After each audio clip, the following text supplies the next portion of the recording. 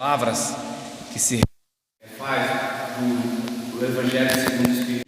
Basicamente, ele já falou do título, mas é uma fala que nós vamos trazer, e as palavras de Jesus neste momento, mas falar das boas-aventuranças, falar da boa-aventurança do Evangelho e do Evangelho de Jesus é algo fabuloso através das suas palavras, porque esse conforto que Jesus nos deixou, falando da sua boa nova e dos boas-aventurados, isso tá numa grandeza muito grande para nós.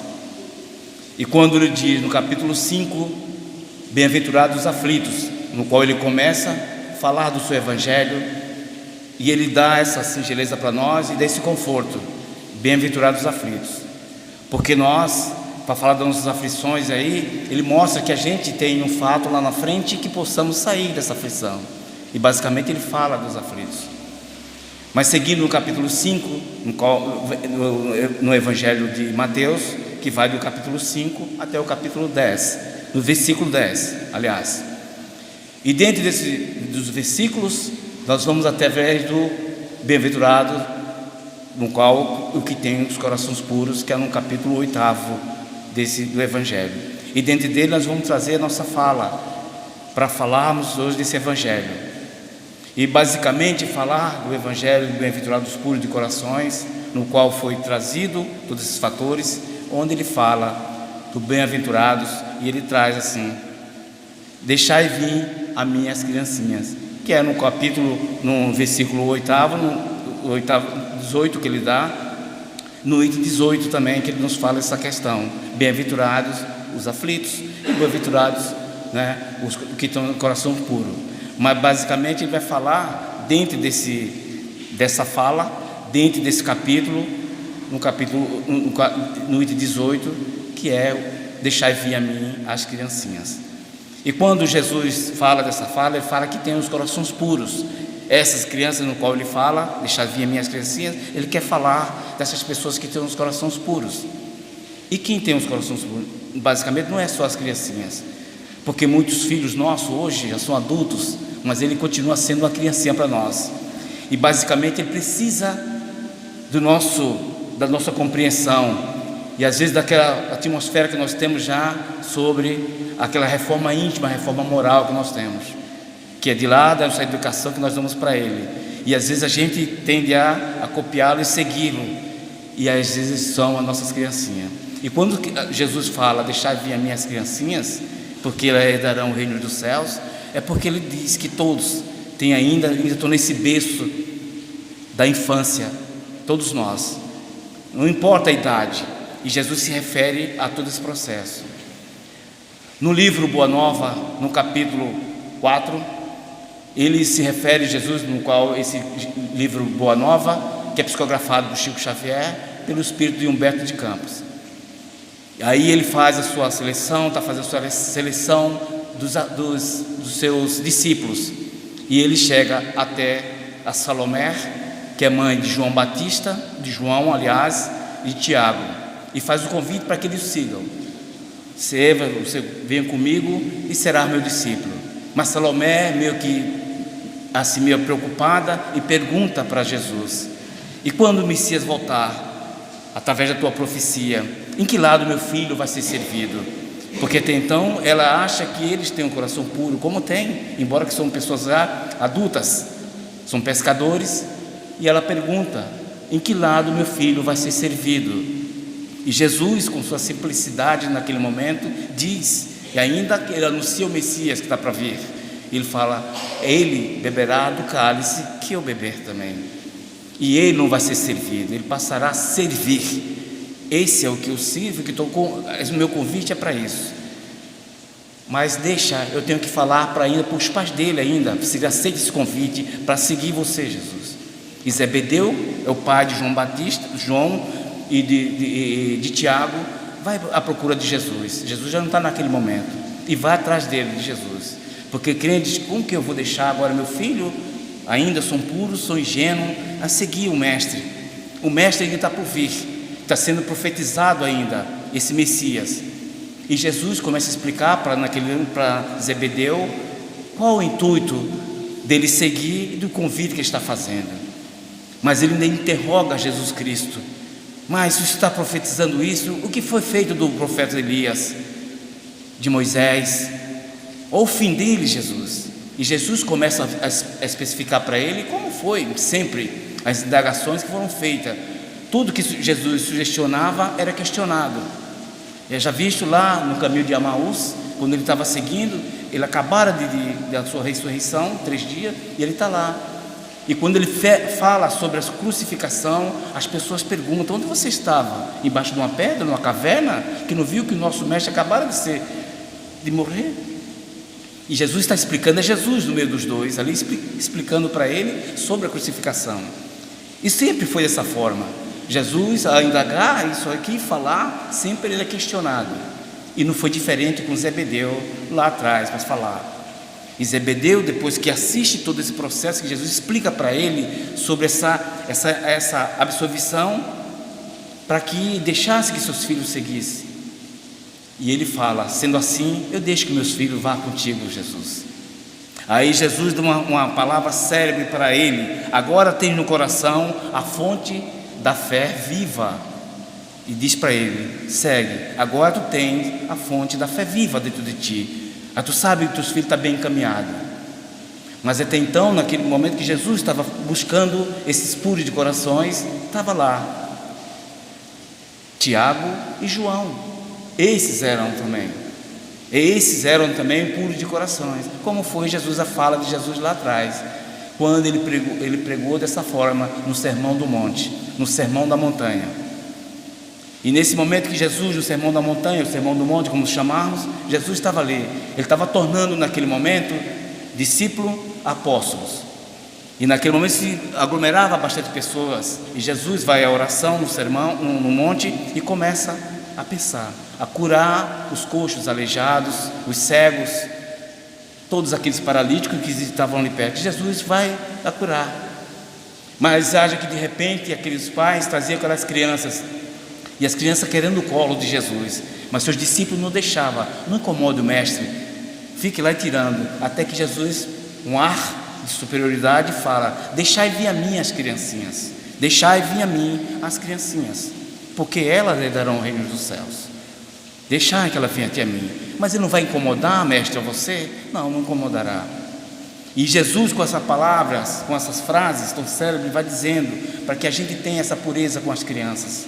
E ele explica que as crianças, talvez nessa encarnação que ele está presente, ele não é essa criança que tenha assim, hoje, toda essa atmosfera que nós adultos temos, embora que o seu espírito ele é milenar, ele vem com sabedoria, e naquele momento ele é indagado: é porque ela sou sábia já?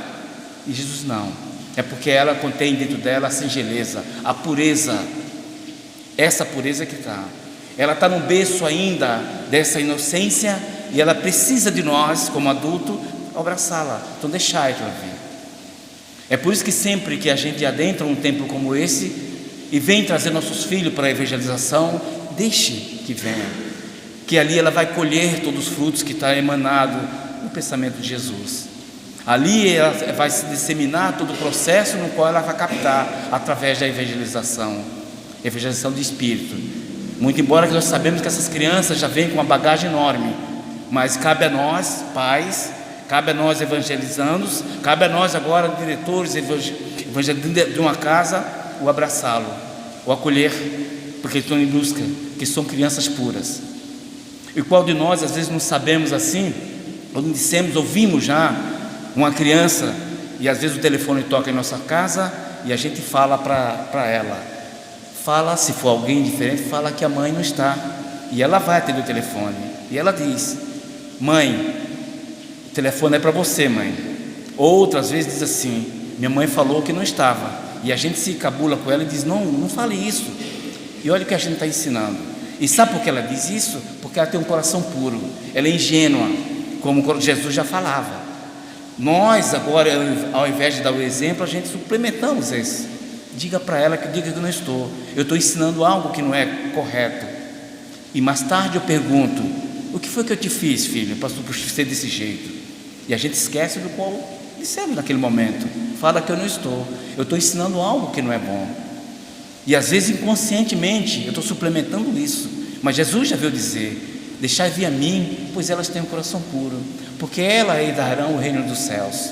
E é nesse formato que ela quer dizer para nós, para que a gente tenha esse compromisso com esses jovens, com essas crianças, e ver o que eu estou implementando.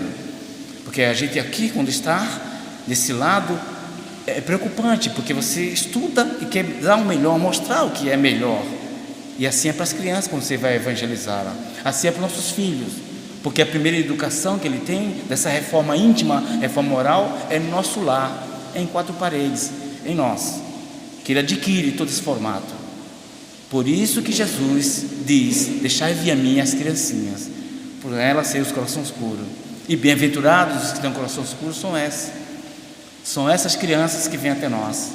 Essas crianças que estão dentro de nós, para que a gente traga todo esse formato e conceba tudo isso, né? Então todas assim: deixai vir a mim as criancinhas, pois o reino dos céus é daqueles que se assemelham a mim, ou assemelham a Deus. Deixai vir, que ela se assemelha a mim. E Jesus, nesse capítulo, nesse versículo, vai dando toda essa formação para nós. No Evangelho segundo o Espiritismo, no capítulo 8, bem-aventurados que têm puros de coração. O que são puros de coração?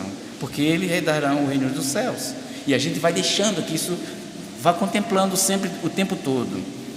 E Maria, no capítulo, no livro Boa Nova, no capítulo 2, onde Jesus, filho de Maria e primo de João Batista, e Maria recebe a visita de Isabel, que é mãe de João Batista. E as duas confabulando naquele momento. Olha que esse preceito de nós, de ter essa preocupação hoje com nossos filhos, saber se eles estão bem ou não, mas existia lá atrás.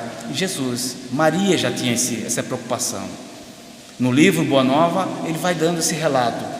E Maria recebe a visita de Isabel. Isabel chega lá e fica as duas confabulando. E uma pergunta para Maria, Isabel pergunta para Maria: como é que é Jesus? Porque João está me preocupando muito com ele. Hoje ele já se encontra junto com as lavadeiras. Hoje ele quer estar sozinho dentro dos matos, sempre pregando, falando do Evangelho e falando das boas novas. E Maria fala: e Jesus? Jesus agora vive no meio dos doutores agora. Só vive pregando agora, conversando, indagando os doutores da lei. Isso me preocupa. E olha só, Jesus e Maria e Isabel, Maria e Isabel preocupada com Jesus, com seus filhos, já naquela época. Mas eles esqueciam que eles são diferenciados e tinham o coração puro naquele momento. Mas aí segue, no Evangelho vai copiando. Mas Jesus chega aos 12 anos. Chegou aos 12 anos, numa visita que Maria, junto com José, vai fazer a Jerusalém. Sai de Nazaré, vai até Jerusalém. Chegando lá, daquelas caravanas que sempre eram feitas para visitar os templos. Como é feito nós hoje? Saímos daqui para ir em Uberaba, saímos daqui para ir Aparecida do Norte, passar lá. Sempre tinha essas caravanas visitar um templo. E era sair de Nazaré e foram até Jerusalém. Chegando lá, Jesus meio que desaparece, aos 12 anos, desaparece e ficam preocupadas. Aí chega a hora de vir embora, todo mundo vai embora na caravana, vem embora, mas Maria dá falta de Jesus e pergunta: vocês viram Jesus? Vocês aqui viram Jesus? Alguém viu Jesus? E sai preocupada atrás de Jesus. E até que para a caravana e ela retorna. Vai de tempo em tempo procurando Jesus, até que encontra ele conversando com os doutores da lei, com a voz enfática, com as perguntas bem enfatizando, e a resposta também era dada naquele momento. E há uma preocupação de Maria: nossa, Jesus, aos 12 anos, até que ele chama Jesus para conversar e fala: Jesus, por que tu faz isso conosco? Faz isso com teu pai, com tua mãe. As primeiras vezes que a gente ouve Jesus, no qual Maria se pronunciando: teu pai e tua mãe. E ele fala: onde haveria estar, mãe? Eu estou na casa de Deus, onde eu poderia estar? Mas a gente vê que há uma preocupação ainda nesse momento de uma mãe mesmo sabendo que é um diferencial que estava na casa do pai, mas é uma preocupação, como é nosso. Porque muitos de nós, a gente nos preocupamos muito com nossos filhos. Enquanto a gente não vê a fechadura, a chave bater na porta, a gente não fica sossegado. E é isso. Até hoje. E não importa o tamanho dos nossos filhos, a idade que eles têm. E é dessa forma. Porque é o amor incondicional, é o amor de mãe. Porque a gente acha e tem com ele ainda que são puros de coração. Ele não sabe da vida. Que no meu tempo, a gente costuma dizer isso, é diferente do tempo de hoje. E é. E foi assim, o tempo dos nossos pais para com nossos avós foram diferentes. O nosso tempo é diferente dos nossos filhos. E assim por diante. Mas a gente achamos que ele está ainda caminhando nesse patamar e se melhorando cada vez mais. E Jesus vai tomar isso como preocupação, até que Jesus se torna o carpinteiro, porque José dá uma profissão a ele de carpinteiro. Então tu terá que ter uma profissão para seguir. E ele vai sempre nesse formato, copiando e seguindo em frente. Mas essa preocupação do coração puro, Jesus já deduzia todo esse formato. Percebemos lá atrás que ao ele captar os seus discípulos, os seus pais ainda achavam que os filhos não estavam preparados, porque achavam ainda, pois tem o coração puro.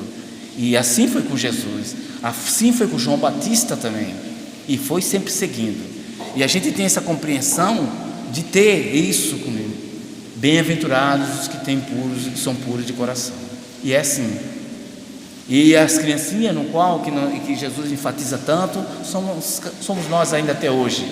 Nós somos nossas crianças ainda, nossos pais. Nós temos a eles, tem conosco ainda, com nossas crianças. E acha que tem que falar algo a nós, posicionar algo a nós do que ele sabe. E isso é essa condição mesmo. E vai ser sempre dessa forma. No livro Missionário da Luz, no capítulo 12, tem onde Jesus toca com essas crianças e fala desse formato. No Evangelho, no livro Missionário da Luz, no capítulo 12, tem o nascimento de Segismundo. Segismundo foi um cidadão que em vidas pretéritas, ele matou Adelino, e ele tem um triângulo amoroso, onde Adelino, Raquel e Segismundo. Houve um triângulo amoroso naquele momento, e ele vem a cometer o desencarne de Adelino. E naquele momento ele sente a vontade para vir para a reencarnação, para reencarnar. Ele faz seu planejamento reencarnatório, e ele pede que quer vir como filho de Adelino, para reparar o erro que ele fez lá no passado. E aí é conquistado, e nesse dia, através do sonho, a espiritualidade é fomentada naquele momento, para que venha esse aviso para Adelino, para que ele aceite primeiro, se quer vir como filho, que ele venha como ter filho, o Segismundo. E ele acorda uma manhã, dizendo muito aborrecido e trêmulo, e preocupado. E é notado pela esposa dele, pela Raquel, e pergunta, tem um filho chamado Joãozinho, pequeno ainda, e pergunta: o que o senhor tem, pai? Ele é que eu tive um sonho ontem, um sonho não muito bom. Eu sonhei que alguém vinha me pedir perdão e me pedir uma chance. Porque tudo isso que acontece em nós, que é avisado através da espiritualidade, a gente acorda, às vezes nossos pesadelos, acordamos suados, acordamos ainda aborrecido, o coração trêmulo, o coração acelerado. É esse sonho que nós tivemos. É nesse caminhar que a gente faz nessa noite que é buscado tudo isso. E Adelino teve essa surpresa. E se a gente vê no livro, há uma escama ainda, nesse momento que ele recebe esse sonho, é como se fosse toda aquela carga de novo, porque está no inconsciente dele ainda. E eu não sei o que eu posso fazer. Mas nesse momento é presenciado agora, e a espiritualidade diz que de que forma que a gente tem que trabalhar. Mas tem uma criança ali do lado, porque a criança tem um coração puro, como falava Jesus. E vão atuar na criança, para que a criança amoleça o coração de Adelino e aceite Segismundo como filho e talvez como irmãozinho de João agora. E João, naquela pergunta, pai, quando você for trabalhar hoje, dá para o senhor voltar um pouquinho mais cedo? Que eu quero lhe mostrar uma prece que eu aprendi com a mamãe. Ele: mas você não sabe fazer prece? Ele: eu sei, eu aprendi com a mamãe. Dá para o senhor chegar mais cedo hoje? E ele: tá, vou dar um jeito. E ele meio que aborrecido, no café da manhã ele vai. E ele chega mais cedo. E é convocado naquele momento um evangelho no lar. Aí ele vai ser tocado naquele momento através da prece daquela criança. Mas nisso, a espiritualidade que está em volta ali começa a trabalhar para aquelas crianças, na cabeça daquela criança, no espírito daquela criança, para amolecer mesmo e ser tocado o pai. E é feito a prece, ele faz a prece que ele aprendeu tão bonitinho, que ele aprendeu com a mamãe, mas deixa que a espiritualidade está trabalhando para que aconteça. E naquele momento acontece a concepção, acontece o ato no qual ele sugestiona e é recebido agora. Até então estava só na intenção, e agora já existe mesmo o nascimento de Segismundo. Esse ato acontece porque em quatro paredes não é mostrado, a espiritualidade se retira, mas acontece a concepção, e depois é trabalhado passo a passo até o Segismundo nascer, a reencarnação dele. E ele já fez um planejamento reencarnatório, onde com tal idade ele terá tal enfermidade, mas ele faltava que aceitasse agora Adelino como pai, e ele aceita e é concebido. Mas você vê como ainda foi tocado através, se essa espiritualidade viesse direto, como foi feito naquele momento, o convite a Adelino ele não aceitava, mas foi comovido pela prece da criança, do seu filho Joãozinho, e onde o coração puro daquilo ali veio tocar o pai, e tocou. E para que a gente sinta esse formato agora, e foi dado esse processo, e aconteceu, coração puro, essa criança, por seu coração puro, tocou o seu pai, e dessa forma singela. Então Jesus tinha razão, deixai vir a mim essas criancinhas, por ela tem os coração puro também nós. E então todo esse processo é dado para que a gente entenda que a criança desse coração puro, e essa responsabilidade nossa no que a gente enfatiza e coloca para essas crianças agora, que estão na nossa formação, sob nossa responsabilidade, porque então essas crianças, ela nos escolhe para ser pais, a escolha foi dela, e para a gente é um presente de Deus, que é recebido a nós, para que a gente cuide e dê o melhor que a gente tinha. Se ela nos escolher, porque a gente tem o melhor para oferecer, e a gente tem. E nunca perguntar, o que foi que eu te fiz para merecer isso? Não pergunte, porque se a gente vê, se for perguntar, a gente tem uma resposta e não vai gostar dessa resposta. Veja, haja visto que esse mundo vai nascer agora com Adelino, e se ele perguntar o que foi que eu te fiz, ele vai saber. Então, para que essa convergência haja de uma forma natural, que siga sempre em frente. E tem, porque Jesus lá atrás, quando ele fala do semeador, da parábola do semeador, ele fala sempre: vem um semeador a semear. E ele fala nesse capítulo também, no qual ele fala: quem tiver ouvido para ouvir, que me ouça, quem tiver a boca para falar, que fale. Mas veio um semeador a semear, jogou alguns grãos, veio os pássaros do céu e meio que captaram, mas alguns grãos caíram, umas sementes caíram no chão pedregoso, tinha pouca terra, mas nasceram, deu raiz, mas o primeiro nascer do sol morreu. Algumas sementes caíram entre espinhos, cresceram, fortaleceram, e daí ele vai se desviando naquele momento dos espinhos, mas ele necessita crescer e ver o nascer do sol, e cresceram entre espinhos. Mas outros nasceram em terreno fértil, deram um por 30, um por 60 e um por 100, cresceram. E Jesus pergunta agora: quem é o semeador que veio a semear? E é falado: Jesus. E o solo quem são? São nós, pais. São nós, pais, que deixamos esse terreno agora para que esse filho agora progrida. Aí eu quero esse solo, em que terreno eu quero que meu filho nasça? Que dê sempre um por 60 ou um por 100, ou entre espinhos. E às vezes ele nasce entre espinhos, só que a gente não percebe.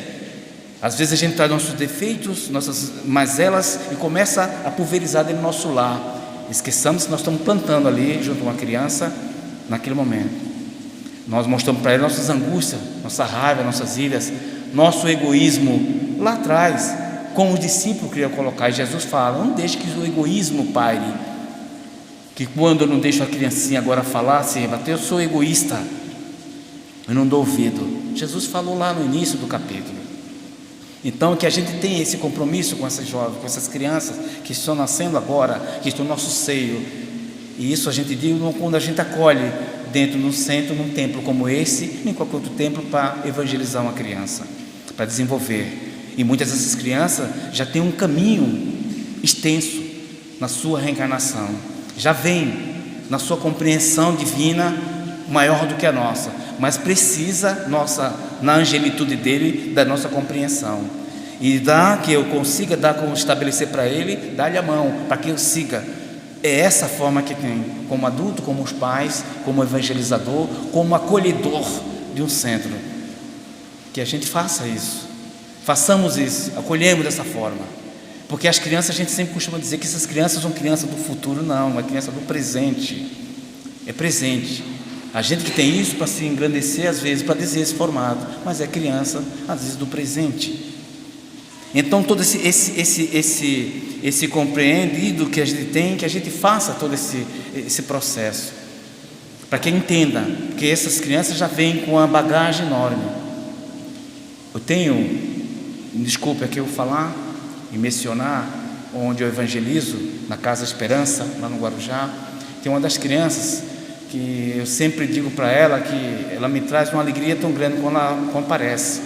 É uma criança que hoje as crianças chamam ela, que ela já estava numa idade menor, estava no infantil, e as evangelizadoras falaram, não dá para colocar ele numa pré-mocidade, que ele já está com a idade e tem um entendimento que vai estar destoando aqui das crianças. E ele foi para a pré-mocidade. Chegando na pré-mocidade, o pessoal falava, a evangelizadora falava, não dá para que ele vá para a mocidade, porque aqui ele já está destoando, ele sabe mais, e as crianças às vezes se perdem pela sabedoria que ele tem. E ele veio para a mocidade, e parece que ele já é adulto. E um certo dia eu perguntei para ele, Arthur, quem é você? E ele me fez uma pergunta, assim, ele me respondeu, porque ele responde o que é dito naquele momento, mas deixa outra pergunta no ar, uma pergunta e às vezes uma resposta reparadora, que nos dá um alento tão grande e um fortalecimento, e faz com que nós, adultos, sabedores, vamos ter que estudar. Estude mais um pouco, você não sabe nada ainda, pelo que ele te respondeu. E um dia ele fez essa pergunta para mim, tio Cícero, eu respondi errado alguma coisa, eu fiz algum mal? Eu disse, não. Ele fez, porque nós nascemos para ser reais, não perfeitos, tio.